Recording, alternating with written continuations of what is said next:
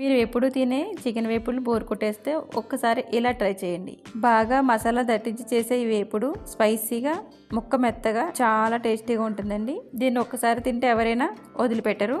ఇక్కడ నేను ఒక 1/2 కేజీ మాంసం తీసుకున్నానండి. దీన్ని శుభ్రంగా కడుక్కొని ఇలా ఒక బౌల్లోకి తీసుకోవాలి. ఇప్పుడు స్టవ్ వెలిగించుకుని కుక్కర్ పెట్టుకుని దీంట్లో కొద్దిగా ఆయిల్ వేసుకోవాలి.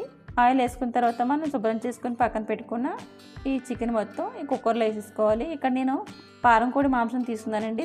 అందుకని పారం కోడి మాంసం మనకి ఫ్రై చేయడానికి గట్టిగా ఉంటుంది కాబట్టి దాన్ని ముందుగా ఉడికించుకోవడం కోసం ఇలా కుక్కర్లో పెట్టుకుంటున్నాను.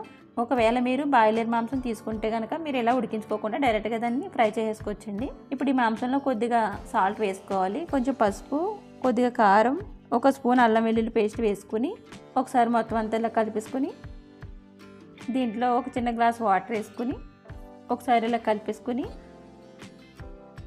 ఇప్పుడు కుక్కర్ మూత పెట్టుకుని ఒక 8 విజిల్స్ వచ్చేంత వరకు ఉడికించుకోవాలి. ఇప్పుడు మనం కుక్కర్ విజిల్ వేసి ప్రెషర్ పోయేలోపు చికెన్ ఫ్రైలోకి కావాల్సిన మసాలా తయారు చేసుకుందామండి. దీనికోసం వేరొక పొయ్యి మీద పాన్ పెట్టుకుని పాన్ వేడైన తర్వాత కొద్దిగా ధనియాలు, కొద్దిగా జీలకర్ర, దాల్చిన చెక్క, కొద్దిగా మిరియాలు, 3 ఎండుమిర్చి వేసుకుని ఒకసారి కలుపుకోవాలి.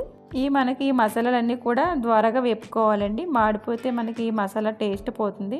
అందుకని వీటిని ఫ్లేమ్ తక్కువలో పెట్టుకొని వేపుకోవాలి. ఇలా మొత్తం అన్నీ కూడా మనకి బాగా వేగాలి. ఇలా వేగి మంచి స్మెల్ వచ్చేటప్పుడు మనం స్టవ్ ఆఫ్ చేసుకోవాలి. వీటిని పక్కన పెట్టుకొని ఇవి చల్లారిన తర్వాత మిక్సీ పట్టుకోవాలండి. మనకి ఇది మెత్తని పౌడర్లా పట్టుకోవాలి మసాలా. ఇప్పుడు మనం కుక్కర్ మూత తీసుకుందాం. చూసారు కదా మనకి చికెన్ మొత్తం అంతా కూడా బాగా ఉడికిందండి. ఇప్పుడు మనం దీన్ని పక్కన పెట్టేసుకోవాలి. దీన్ని వాటర్తోనే ఇలా వాడుకోవాలండి. మనం వాటర్ ఏమి మనం వేస్ట్ చేసుకోవద్దు. ఇప్పుడు మనం స్టవ్ వెలిగించుకొని పాన్ పెట్టుకొని ఆయిల్ వేసుకోవాలి. దీంట్లో కట్ చేసిన పచ్చిమిర్చి, ఒక చిన్న సైజు ఉల్లిపాయ కూడా ఇలా సన్నగా కట్ చేసుకుని వేసుకుని వేపుకోవాలి. 1 స్పూన్ అల్లం వెల్లుల్లి పేస్ట్ కూడా వేసుకుని పచ్చివాసన లేకుండా బాగా వేపుకోవాలి. దీంట్లోనే ఒక రబ్బ కరివేపాకు కూడా వేసుకుని వేపుకోవాలి. ఇలా వేపుకున్న తర్వాత మనం ఉడికించుకొని పక్కన పెట్టుకున్న ఈ చికెన్ మొత్తం వాటర్తో మనం ఈ పాన్లో వేసేసుకోవాలండి. ఇలా వేసేసుకుని ఒకసారి కలుపుకొని దీంట్లోనే కొద్దిగా కారం వేసుకుని కలుపుకోవాలి. ఇలా కలుపుకున్న తర్వాత మనం ఈ సామాను ఈ గుడ్లు, గుండెకాయ మనం ఫస్ట్ వేసుకుంటే మనకి అవి కరిగిపోయినట్టు అయిపోతాయండి. అలా కాకుండా మనం ఇలా ఉడికేటప్పుడు వేసుకుంటే మనకు బాగా ఉడుకుతాయి. ఇవి వేసుకుని మనం ఇప్పుడు దీనిపైన మూత పెట్టుకోవాలి. ఇలా మూత పెట్టుకుని ఒక 2 నిమిషాలు బాగా ఉడికించుకోవాలి. ఇప్పుడు 2 నిమిషాల తర్వాత మూత తీసుకుని ఒకసారి గరిటెతో కలుపుకోవాలండి.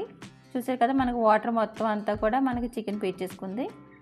ఇప్పుడు మనం ముందుగా తయారు చేసి పక్కన పెట్టుకున్న మసాలా ఇప్పుడు ఈ చికెన్లో వేసేసుకోవాలి. మొత్తం అంతా కూడా వేసేసుకుని ఒకసారి మొత్తం మన చికెన్ మొత్తం మసాలా కలిసేలాగా బాగా కలుపుకోవాలి. ఇలా కలుపుకున్న తర్వాత మళ్ళీ మూత పెట్టుకుని ఉడికించుకోవాలి. ఇప్పుడు మనకి చికెన్ మొత్తం కూడా బాగా డ్రైగా తయారైందండి. ఇప్పుడు దీనిపైన కొత్తిమీర చల్లుకోవాలి. ఇలా కొత్తిమీర వేసుకుని కలుపుకోవాలి. ఈ కొత్తిమీర ఫ్లేవర్ మొత్తం అంతా చికెన్కి పట్టి చాలా టేస్టీగా వస్తుందండి చికెన్. ఇలా కలుపుకున్న తర్వాత 1 నిమిషం వేగనిచ్చి ఇలా మొత్తం అంతా బాగా వేగిన తర్వాత స్టవ్ ఆఫ్ చేసుకోవాలి. అంతేనండి, మన స్పైసీ చికెన్ ఫ్రై రెడీ అయిపోయింది.